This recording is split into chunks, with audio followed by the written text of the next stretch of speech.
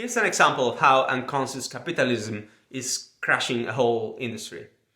Look at football, European football, and the announcement yesterday about the new Superleague. The top 12 most valued teams in Europe coming together to create their own independent competition, just between themselves, getting money for themselves. And they say, well, we do it for the fans. We have the largest amount of fans and they would love us to play against each other. And that's true. But they also said things like the president of Real Madrid yesterday saying that we come to save football. And he's wrong.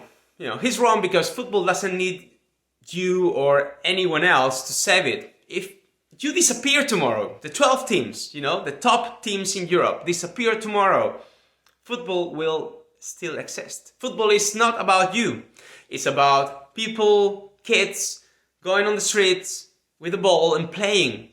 This is about my kids at school right now having a break and having a ball and then just play football. And this is what basically is the core of your business. But you made the business all around revenues and money. And you see it, 1 year ago, when the whole coronavirus crisis came, even within a couple of weeks, 2-3 weeks time, some of these clubs were struggling already to pay salaries and all that. How come this can happen with the richest clubs in the world? There's something wrong.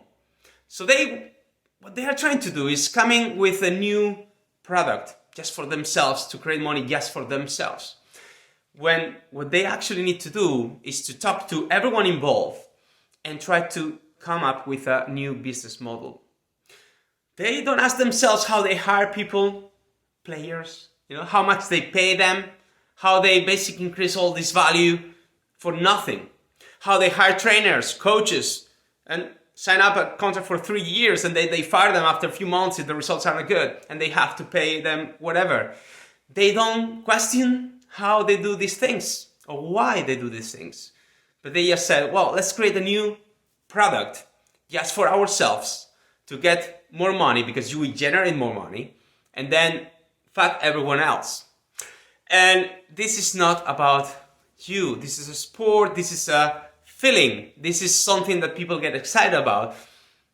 People will find new teams. And it happens with Leicester, for example, a few years back when they won the Premier League. They had many more fans because they were winning, Why you win, why you have so many fans is because you win more times. You have more money, you sign up better players, and when you are able to create great teams with those players, that's when you win more and then you have more fans. But, it happened with Deportivo de La Coruña many years ago in Spain when they actually started to win because they created a great team. And then their number of followers and fans in Spain was massive, Yeah, so people follow you because they are from the same region or, because you win more times. But if you don't exist anymore, they will find someone else to follow and to support. So to me, this is a clear example of how just not thinking about the longer term, but just on your own short-term gains and revenues and money can basically become your biggest danger